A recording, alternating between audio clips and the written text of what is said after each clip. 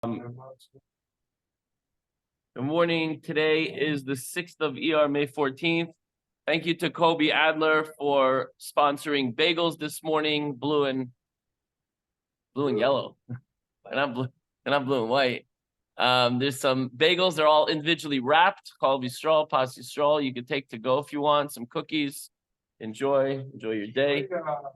Let's count the Oimer. Shiras Oimer, page 137. Okay, let's say it together. Hayoim, Echad, Ve'esrim, Yoim, Sheheim, Shloisha Shavuos LaOmer. Today is 21 days, which is 3 weeks of the Omer. Okay. Malchus Shabbat. Thank you. Now we're jumping right into Tanya.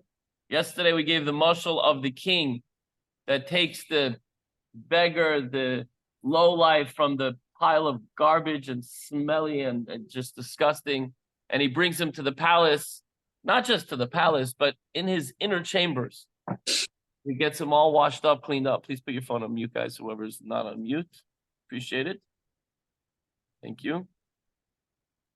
And he cleans him up, and he not just that, he sits with him, he dines with him, he embraces him, he treats him with so much love and care. The Alter Rebbe goes on to explain that all the details mentioned in the mashal, the parable of the king, are infinitely more applicable with regard to the object of the parable, the relationship of a Jew and HaKadosh Baruch Hu. The way he cherishes us is so much greater than a physical king could go and take this lowlife from the garbage pile. We know what we're thinking. We know what we do. We know what goes on. And Hashem, the king of the universe, creator of heaven and earth, comes and cherishes us and hugs us and loves us and treats us with so much kindness and care and love and respect. In a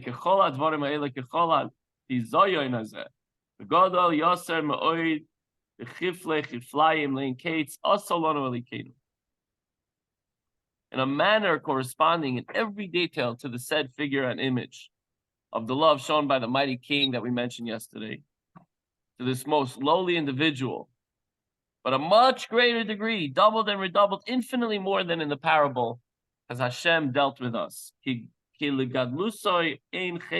greatness is beyond comprehension. If you took a sneak peek at the takeaway, 3 words: God is awesome. It's like unimaginable. Just as Hashem is infinitely greater than any physical king, so too does his kingdom extend over an infinitely greater territory, so to speak.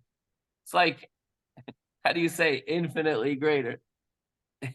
That's a measure, we're trying to say, it's like so much more. No, it's infinite is infinite.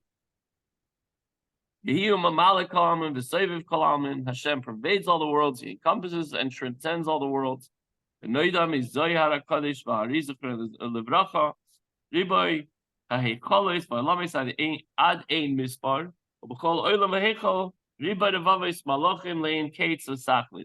The Zayar, and also from Rabbi Yitzchak Luria, the Arizal, it is known of the multitude of Eicholos.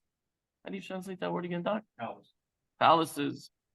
These being the specific levels within each spiritual world, and worlds which are infinite, and of the myriads and myriads of angels found in each world, and Heicho, countless and without end. So we know about the basic worlds, Atzilus, Bria, Yitzira, Nasiya. But within each of those worlds, there are numerous worlds, angels, palaces, chambers. It goes on and on and on. And God not only created them, but cherishes each and every one of them, thinks about each and every one of them, and is very deeply, intimately involved. If you don't mind, please put your phone on mute. There's a little background noise. The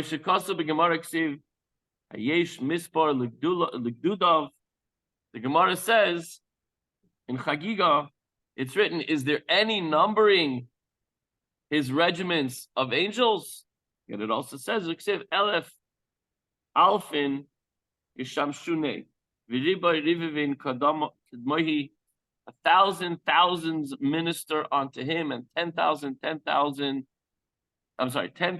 times 10,000 stand before him. So on the one hand, it's an infinite number. On the other hand, it is more specific. The second pasuk indicates that there's indeed a finite number of angels. If they're creation, then there's a finite number, albeit a great number. While the rhetorical question, the first pasuk implies that the number is truly infinite.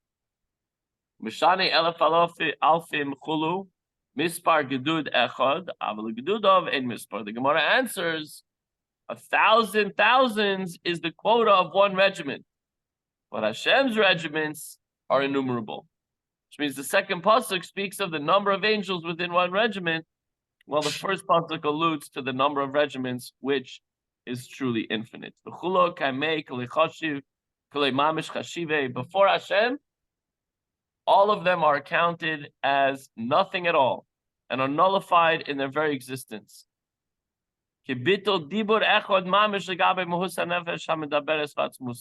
Just as one word is truly nullified in relation to the essence and being of the articulate soul. Let's say, for example, in your lifetime, all the words that you get to speak in your whole lifetime. And one time, when you were 10 years old, you said one word. Does that have any relevance? Does that carry any weight? Is that significant in any way? No, it's completely nullified. You might say yes, but that's like I should say yes. Right. Thank you. Okay, just scratch that question from the record. The soul possesses the power of speech. While the speech of the soul was still present in the soul's faculty of thought or will, and desire of heart has been explained above in length, we'll explain this a little bit more. In chapter 20, 21, the Alter Rebbe explained at length how a single utterance is absolutely nothing when compared to the infinite capacity of the articulate soul. If a person has an opportunity to speak, let's just, for argument's sake, say 10 million words in their lifetime, whatever. So you say one word, it's completely irrelevant. When in 1992, I said something, not you, but you said one word, big deal. It's no relevance. And even if that word hurts somebody, it's so long, it's forgotten. This is so even when the word has already been uttered and has thereby become a separate entity. It became separate from the person once you uttered it.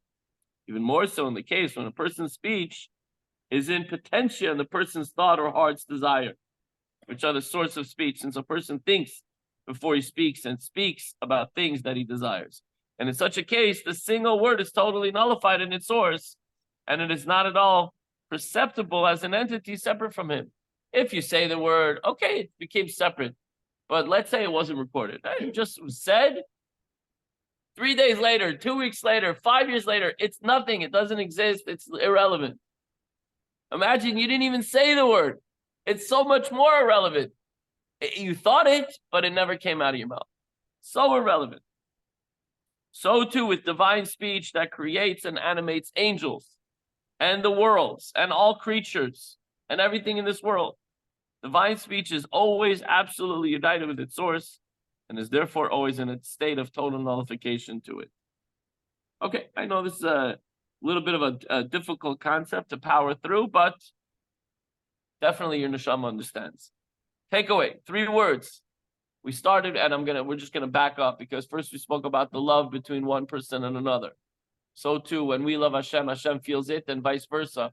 When we feel loved by Hashem, we love Hashem in return.